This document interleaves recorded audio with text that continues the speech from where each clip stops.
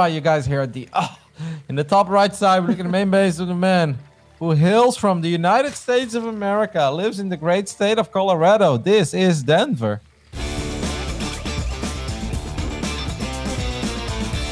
All of that was a lie, guys. He lives in Paris, but that's so boring. Down here in the bottom left-hand corner of the map, we have the blue Zerg player. It is Bly.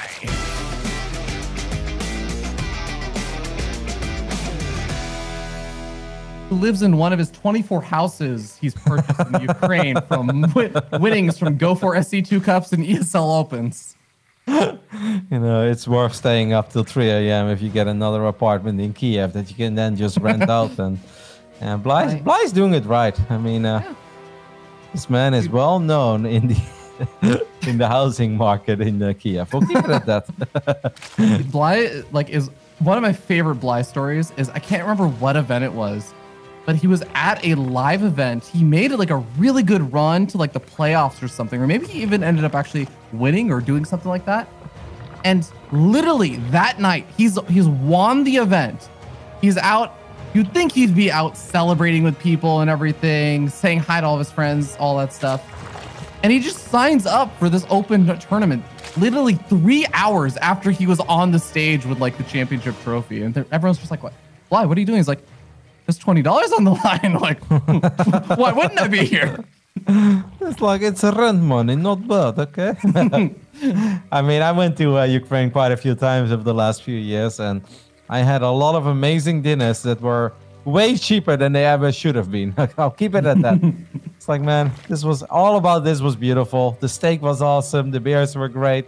The service was fantastic. And it costed less than a good old fast food visit in the Netherlands. I was like, I want to move to Ukraine. Okay, I'd be very happy there. I can definitely say it was cheap. But all right, so we got our ZVZ. We're finally getting around that kind of 20 to 29 drone range where players start deciding how many drones versus how many lings am I going to make? Am I going to take a fast third? All that good stuff. I feel like, yeah, Denver going for the early thirds and playing out a normal game is what I sort of expect. Do you think that Bly was still going to be that kind of person who will go for some sort of like 3-base, big ling flood, try and put the pressure on? Or do you see him as more as like a roach early game man? Yeah, I think that Bly does love the +1 roach timings on this map as well. I think there is a chance that Bly is going to open up with like 18 to 20 lings and then maybe skip the baneling nest. That's something I've seen him do quite a few times in the past as well. That's obviously going to give him easier and quicker access into those roaches. And we can see that he hasn't dropped the baneling nest yet. So I think that's kind of what it's going to be. And then obviously the idea of making the big swell of lings is to make sure that the action takes place on the side of Denver and not on the side of Bly. Because you don't really want to fight Ling Bane with just lings if your roaches are not out yet. All right. Well, like you said, Roach Warren is going to be coming up over here for Bly. There are a handful of more lings coming on out, but I think he's just sort of staying even and on par with Denver so far.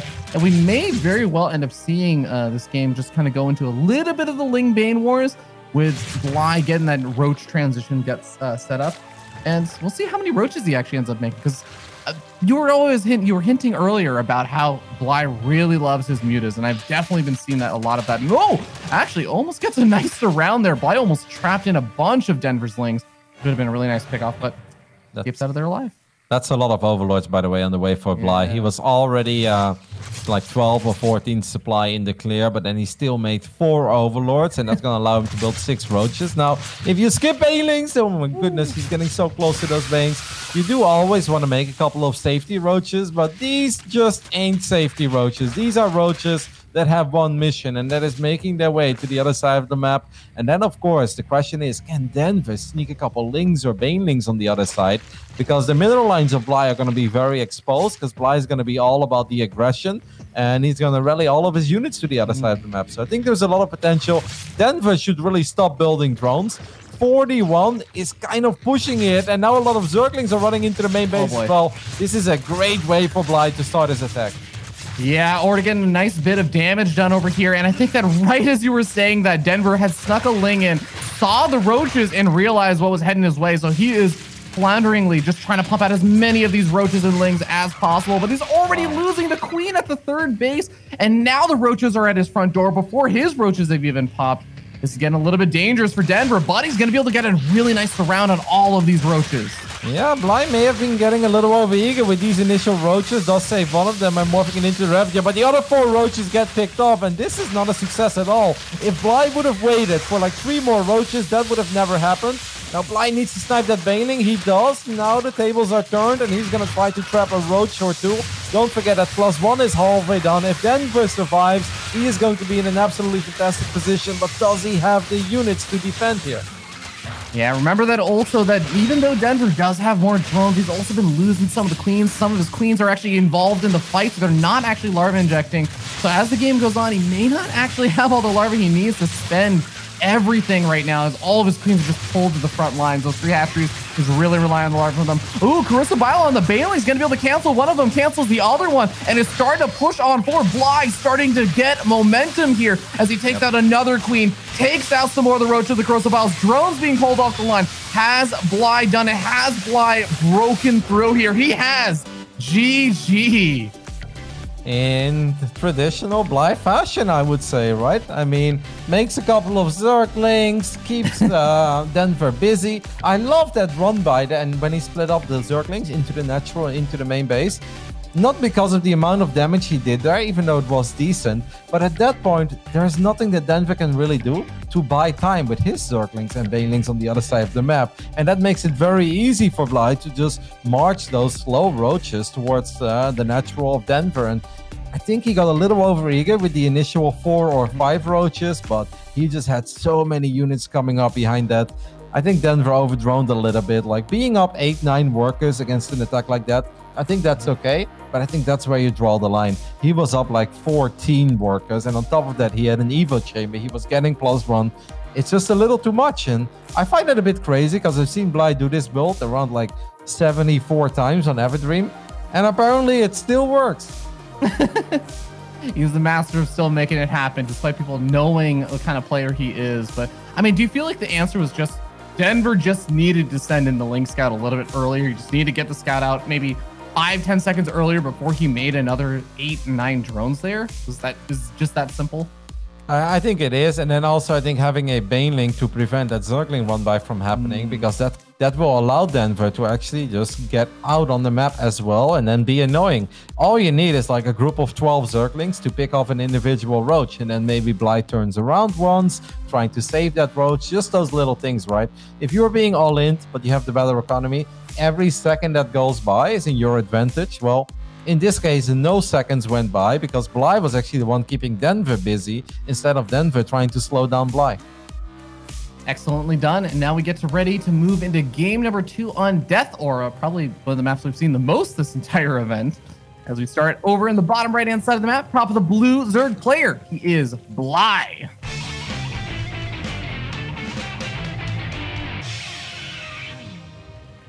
And on the top left side of Death Aura, we're looking at the main base of the Frenchman. He's 2-1 in this group, but 0-1 in this series. This is Denver.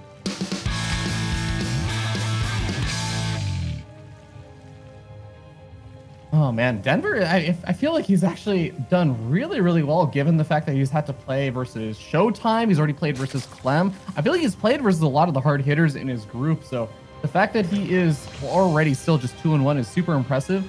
But I also think that part of the math expectations for how Denver was expecting the group to play out was he would beat Bly. I think a lot of people would have anticipated he would be up in the series. And he's not down by any means just yet, but he is, well, literally down just in the game. No, I'm with you. The fact that he's 2-1 after already playing Showtime and Clem, that's just good. That's something that he would have probably signed for in the beginning of this group. You know, if they would have told him, like, hey, after the first 3 play days, you're going to be 2-1, but you've already played Clem and Showtime. I think he will take that. That is a good start. But if he wants to stay in the running for top 2 in this group, or at least make top 4, then this is this kind of series that you kind of need to win. Of course, on the other side, I think that Bly looked at this group and be like, doable. You know, I can make top 4 in this group as well and make it into the playoffs. Bly is now 1-2 in this group, and he still has to play a couple of the heavy hitters. So for Bly, this is kind of a must-win series as well. Yeah, I'm definitely with you on that. He, especially being down 1-2, you are already on that verge. When you go down to 1-3, it gets extremely tough But luckily for Bly, he has already played Showtime and Clem. Unfortunately, he did not have the luck that Denver did, and he did not 2-0 Showtime. He lost to both of them. So this is a really, really important match for him to make work. And looks like his answer is going to be an extremely fast lair with no Zergling speed, Roddy. They don't come much quicker than this, do they? That is just so blind. Is this even something you would scout for as Denver? Like, would you even think that this was on the table? When you play Bly, probably, but I'm not sure if he would even expect it this quick.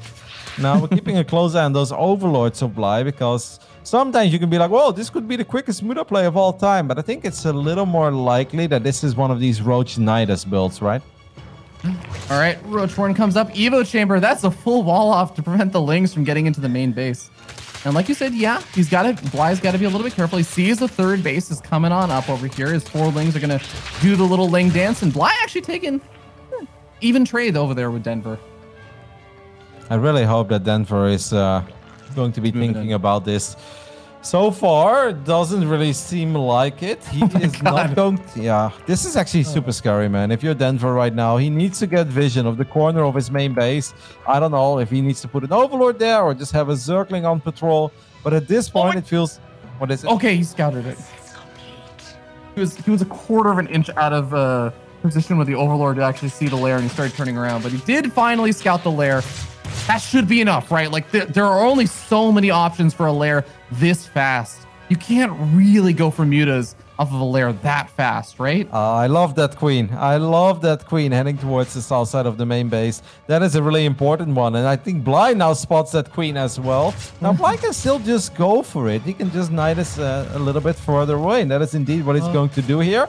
But Denver is on the hunt. Denver has a couple of Zerglings on the right side of this Nidus. If he sends those links there, he can dive on it. But Denver is droning. Oh. Denver just made 3 drones, and he just made another 2 after his 3 drones finished. He's making Lings now, but this is hyper overconfidence right now from Denver. I mean, he's going to send a lot of the Lings into the main base, trying to prevent his Nidus. He's going to drop a Transfuse from the low ground. I have never seen this Bly. Is this even a thing? Oh, okay. Only it's not a thing. He's going to be protecting it, though. I mean, the Nidus drones are kind of like an expensive building tank that allows these roaches and these queens to at least get some damage done. The Overlord is still alive and has that high ground vision, so he can still try and throw up a Nidus Storm as soon as those Lings start moving to the wrong side. But Bly, he's killing off Lings, but he's not really doing anything to Denver besides killing a few army units. Denver has a big economic lead, and Bly has to break through and do something soon. Yep, and don't forget it, even though these Nidus is not super expensive, they're not cheap either. And since Bly is already down economically, this is actually becoming a little pricey as well. A lot of roaches were just inside of that Nidus. They have been inside of that Nidus for a long time. I almost have the feeling that Bly was delaying this so much that he was trying to sell it to Denver that he didn't really want to commit anymore. But Bly was actually still committing. He was still building roaches. Getting the hatchery here would be a start, but not even that would put him in a very good position. It is important to save your queens here. But I love the fact that Denver is just one-shotting roaches. He's not A-moving, he's just trying to take them down one by one, and he's succeeding in that. Can't transfuse in a 1/10 of a second in that narrow little window between the roach shots. So Denver is just completely negating the effectiveness of those queens. Finally, I think some of the roach counts have fallen over here for Denver, but it's just barely enough to still kill a lot of the roaches for Bly. And that Nidus one's going to get taken out. Bly in a really, really tough position. Yep, but this is Bly, and we know that he doesn't like to leave games early, so Bly is going to throw down a Spire. Spire is obviously a way to make comebacks in this matchup, but 3 base against 2 while being down 11 workers as well. I mean, 2 base Muda is a thing, but it's not a thing when you are 15 workers behind already. Then it's going to be very, very tough to make this work. But hey, I don't fault him for trying. He's up 1-0, and you may as well try to get the Hail Mary victory. Oh no, not like this. Not like this. Denver just knows Bly too well. Moves in with the Overlord Scout and says, Bly, what's your next plan? Sees the Spire and says, okay. Roddy, can I get a probability chance of this working? Well, do you want the real answer, or do you want the answer of like me being hopeful? You know what? Look at the fact that... Sugarcoat it for me. Sugarcoat it for me. Then I'll give it a solid 4%. Okay. Solid. I'll take it for right now. You know what? 4%, I feel like that is being on the optimistic side, so I'm happy with it. The roaches for Denver are already moving out and are easily going to be able to deny a third base, even if all of the mutas are popped and immediately dive on top of these roaches. Frankly, Bly just does not have a ground army large enough to prevent the roaches from killing the third base, even as the mutas attack them. Nope. These are slow roaches walking to the other side of Death Aura, which is a relatively large map when the rocks is still up. But that's not going to stop it. The hatchery will get cancelled, by the way, at 99.9%. Now, Bly is going to hold here because he's fully walled up and he's got 3 spine crawlers. I think at this point, Denver's going to look at this and be like, oh, man, are you serious? And Bly's like, yes, I'm very serious. we're in for a long game. You and I were in this together. This is actually a little bit silly, I think, by Denver. Like, he really didn't have to do this, but he's doing it. I guess he felt like the roaches, so many of them were going to get picked off on the retreat because he doesn't have roach speed. And like you said, it is a long map, so the mutas would have done a lot of damage. But yeah, I guess he gets through, kills the roach warren, and kills off 3 drones. That's something. It's more than nothing that he may have gotten with just losing everything, retreating back. You know what I would not hate, Roddy? If Bly Nidus faked doing a little bit of pressure, but also snuck out a drone and took a hidden base. I mean, you laugh, but that's exactly kind of what he's doing. He's going to take the base with the 2 rich Thespian guys. It's not that hidden, but this makes sense. Like, if you are this far behind, and we were talking about that earlier, right? You may as well at this point, because playing a normal game, if you're 22 workers down, and Denver actually has a Spire as well, the first Corruptors are out. It doesn't see it. The Yeah, Overseer. Oh. Yeah. The problem is that Zerg hidden bases are not that hidden, right? Because of creep. Yeah. So they're kind of hard to miss, especially when they're in the center of the map as well. Yeah, I think the saving grace here is that the mutas will deny vision. So if Denver doesn't send his units around to that area, if he doesn't go up to that high ground, there's maybe a chance that Bly keeps it hidden for a bit. But I am sure Denver's a smart cookie. He is not going to just start thinking like, oh yeah, you know, Bly off 2 bases, making an absurd number of mutas. Yeah, that makes sense. Eventually, Denver should be catching on to the fact that, yeah, Bly did in fact take a hidden third base. I mean, I kind of feel good about my 4% prediction right now. Like, I still think we're at the 4% margin, because obviously nothing in this game looks fantastic for Bly. But I can maybe see that base being up and running for a minute, and Bly then just having a few more mutas than he's supposed to have, and somehow winning the fight against the Corruptors. And after he takes down the Corruptors, he takes care of the roaches as well. Fear Dragon, I'm starting to become a believer. You know, my percent is up from 4 to maybe 8 or 10. I'm really starting to believe right now. I'm starting to see the pathways. He's got +1 weapons going on up, which I have to commend Denver. I really like the decision, not only for the Corruptors, but he's getting the +1 armor upgrade. Oh, okay. Snipes off a base. But this is all going really, really well so far. Loses a few mutas in the retreat, though. That is going to be painful. Gosh, Corruptors are fast. Oh my god, don't reveal your base. Don't reveal your base! Oh my goodness, it's not, but no, the Overlord! The Overlord! The Overlord revealed the creep, and I think at this point Denver knows what's up. And I'm gonna go from 4% Nidus in the main, by the way. To 1 right now. Yeah, that is like a 5 Zergling Nidus against 18,000 roaches. Oh my god, you're right. Okay, well, Queens are gonna be helping out a little bit versus the Corruptors. Roddy, would you in this situation as Bly just continue to add on more mutas? He's actually taking some decent trades there, considering it's mutas versus Corruptors. Would you just add on more mutas? Or would you start thinking about like, oh, what if I get up like Infestors or something to fungal the Corruptors? And at this point, he has nothing to really protect those. Like a little bit later, yes. Right now, I think just more mutas, because I think his only saving or his only chance is to just really win the fight against the Corruptors. It's just such a shame that this base got scouted because of that silly Overlord that got attacked and then actually moved towards the left side. If that Overlord would have just died on hold position, this base would have still been hidden, and it would have actually been a little bit harder for Denver to really read the game and be like, what the hell is actually happening here? But with that base going down, I really believe the hopes and dreams of Bly in this game have officially gone down. Kev, I'm down to 2%. I'm down at -4 right now. My only little bit of hope is that even though Denver is up 70 supply, which is not something to scoff at, Denver actually didn't get up a fourth base. And you know what? Bly did actually establish his normal, natural third base. If Denver misreads the situation because it's just been such a strange and funky game from Bly, I could see him maybe staying a little bit passive, but there is the Roach move out that I think he really does need to do. He's got the Corruptor count to push back the Mutas, prevent them from just diving in on top of the Roaches. And Bly has to find some way to hold versus the Roaches while the Mutas engage versus the Corruptors.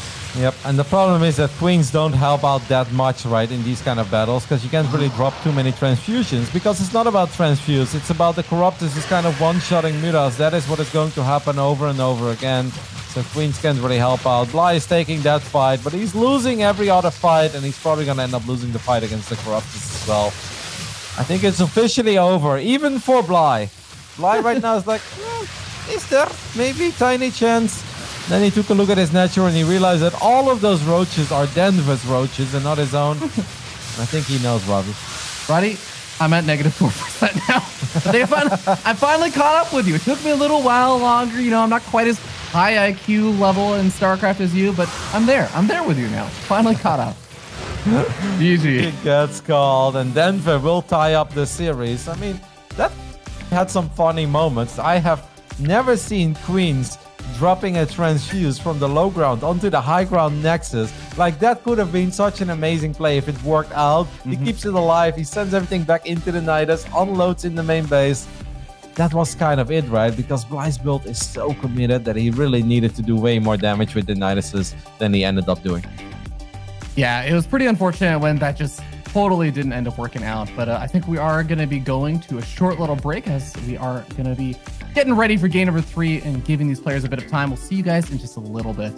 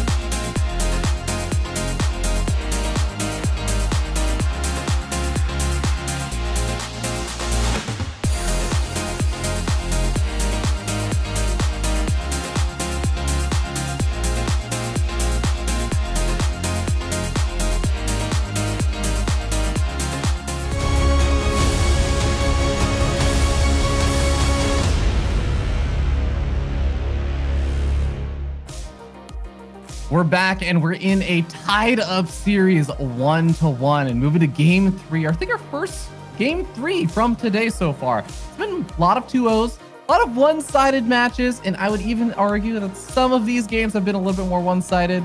But Roddy, I'm believing that game 3 is finally going to be the kind of more interesting dynamic game I've been waiting for.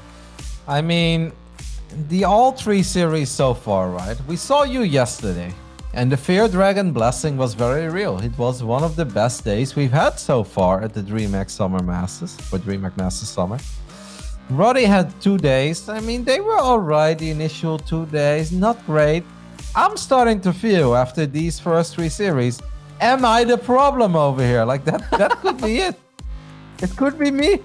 No, maybe it's not you, Roddy. Maybe it's just Wardy. Wardy was the blessing. Maybe it was Wardy that was bringing the good games. You know, he watches so much StarCraft, he brings it with him. That could very well be the case. All right, let's see what Game 3 has in store for us. A really important one for both players here. This man is 1 and 2 in the group right now. He wants to tie it up. This is Bly.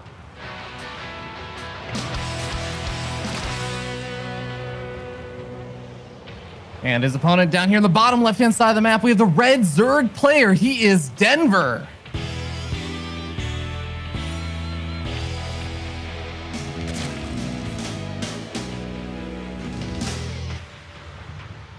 Now, that is a feisty opening coming out of Bly.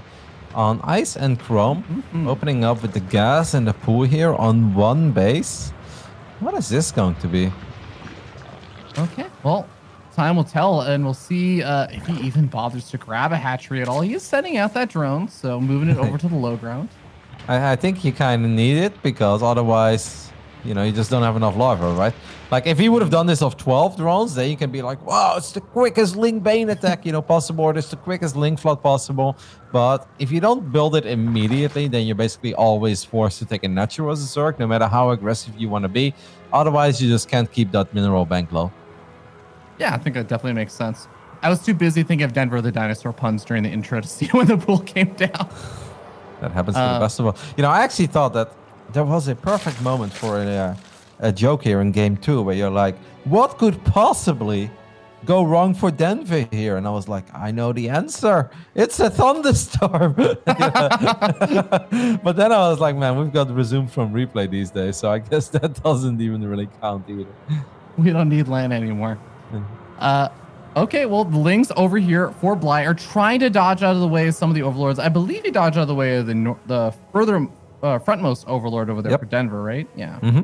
But Denver, his overlord, is in the natural right now, and he's going to see the timing on that hatchery, and he'll be like, all right, I know what is happening here. You open up in an early pool. The Lings are going to show up in his natural. There's a Baneling nest going down on the side of Bly as well. He's also squeezing in a drone. I just never know where Bly is going to go with his build. What could be the case here is he wants to sell this as all-out aggression, but then actually tuck away 2 Zerglings and then maybe try to get an early Baneling connection. But that's not happening yet. Yeah, just adding on more Lings now after that one drone and a lot more Lings. All right, this is definitely going to start becoming some committed pressure. 3 Banelings are being morphed on in, and looks like it's going to turn into 5 very aggressively right outside the vision range of one of these overlords for Denver, who's on the hunt right now for overlords. He may very well encounter those Banelings in a second. Yeah, he's going to end up seeing him. This should immediately set off any alarm bells that Denver had already ringing in his head. Spinecrawler is on the way. It's not going to be here in time for the Banelings, but it might be here before the Lings get here. It's still kind of hard to defend this kind of stuff, but with 3 queens, it feels like you should be in a pretty good spot. Let's see what the Banelings decide to settle for. They'll take care of the Lings first. The Spine is actually going to get surrounded immediately. Does not get cancelled. It goes down. Only 2 Banelings remain, though. Only 1 Baneling remains as Denver snipes it with his queens. Now Denver will have enough Lings out, and I think this is a successful hold in the end. Absolutely. In Denver, it may not seem like a huge deal, but he does have a pretty decent drone lead. 4 drones up on his opponent, has his queens out and have been doing the larva injects. Bly only is sitting on 1 queen. I mean, this does become a kind of tougher spot for Bly. This is something that does need to get some damage done. It almost felt like, I wonder how that would have gone if the Banelings would have settled for the queens. Like, I know that you don't really want to use the Banes on queens because they don't deal that much damage, but the queens were the MVPs of that defense there. They just stood on that ramp, they never went down, and they actually picked off Banelings from afar, which meant the Banelings exploded with no connections though. Now 2 Banelings do try to connect with the drones here to kind of even up this game, and they get a tiny connection of 2 drones and a little bit of lost mining time. I think Bly is still in it, right? Bly, he is just committed to running Banelings in and trying to find little bits and pieces of damage. This is kind of dangerous because, you know, if Denver has any Lings still left alive, these are just raw, undefended Banelings right now. If they start picking away at those Banelings, could get a little bit dangerous. But he's going to just backing off over there, and it looks like Denver's going to have held on successfully totally at this point. Yep, and both of them starting a lair. Now, obviously, the one of Denver is quite a bit quicker than the one of Bly, but this is a big map, so even if this turns into Muda versus Muda, it's not like you can just fly to the other side of the map and end the game. A couple of links get into the main base here. That's kind of annoying stuff for Bly to deal with, and of course, a great scout for Denver. Who knows exactly what is up? Yeah, I mean, yeah, the faster lair, I really feel like it's just going to be attributed back to how many banelings Bly has been making between the attack of the ones that are lost and even the ones that are still alive. Definitely still has a bit of a lead in that. Got to be careful against those banelings over there for Denver. But, and I mean, even though you have to make these spying crawlers, which of course could have been more drones, could have been more lings or other units, they do come in handy when you end up having to defend against, a few lings running on forward, trying to get a scout. They get some extra good damage in. They come in handy, but I think the second spine was overkill. I wasn't even really paying attention to that second spine crawler being built, but I don't think that was very necessary. Look at Bly, actually. He's going to slap down the Roach Warren and the Nidus network again. Now, timing-wise, if I look at that Spire, that's going to be awfully close, right? I'm not going to say that Mudas will not be out, but I think it kind of all takes place at the same time. Mudas hatching and Nidus popping up. Yeah, I think it's going to be pretty close. And the big thing with the Mutas is that, yes, they will be helpful if the Nidus Storm actually does get up. You can pick away at some of the units, but usually the Queens are going to be inside, right? So I feel like the biggest hope here for Denver would be that the Nidus Storm might finish up. It would start up, but you'd be able to snipe off the Overlords that were actually trying to get up the Nidus Worms and kill off the Nidus Worm. Denver doesn't realize, okay, he finally turns around, is a little bit on the later side, so this Nidus Worm will finish. Will the Queens be able to get out in time to transfuse? Yes! Oh my goodness, that's so close. And the Nidus does go down in the end. And this can actually become really bad right now for Bly, because it was just the Queens that got out, and that means all three Queens will get picked off. They'll get surrounded by the Lings, and the second Nidus is going to get shot down as well. Wow, that felt like it was really good, and it just turned into a disaster immediately for Bly. And another Nidus Worm is just going to get picked off immediately over here by the Lings and the Mutas. The Nidus Worm thrown down right on top of the Overlord. There's no way that was going to end up working, unfortunately. And now Denver is going to be shutting down more and more of the Overlords over here for Bly with those Mutas. He finds another one of the Nidus Worms. It is further along, so maybe he unloads a few roaches here. But I actually think this Nidus Worm still dies, yeah. Yep, these Lings are actually doing a decent job against these roaches as well. 2 roaches already going down. All of the roaches are going to fall in the end. And this is just a disaster of a game for Bly at this point. I don't know why I even unloaded more roaches there. They were never going to achieve anything. They're just going to die as well. Bly is still Nidusing. I always admire his spirit. These are the kind of games where I'd be like, after the first Nidus, be like, well, that's it. When I lost the 3 Queens, I would tap out. Bly is like, no, 7 more tries. I refuse to die. I mean, there is $125 on the line for every single best of 3 in this tournament, which I think is one of the coolest thing about this round robin. And then on top of that, Bly is 1 and 2 in this group, so this is a really important series for him. But this is bad, Robbie. There's no other way to put it. It really is. 6 Nidus Worms have been killed off this game. It's not looking so hot right now for our man Bly, but he's going to try and stick in there. He's got a bunch of roaches that have unloaded from the Nidus Worm, trying to protect the 3rd base. But yeah, I think Denver's okay with sacrificing some Lings to get a kill, not a cancel on that 3rd base. Oh, that is brutal. Yeah, I don't really see anything going for Bly at this point. And these are the kind of games that I always struggle with a little bit, because I try to see how can Bly still win this game. And I can lie to myself and I can lie to the people at home. There is no way, I think, at this point. Like, everybody that knows StarCraft will know there is no way. This game is super over. Bly is going to try one more time to get a Nidus up, and I think maybe he even wants to get like a couple drones out of the Nidus network, but this one will get shut down as well. And even Bly has to know that this game is over, right? Yes, GG gets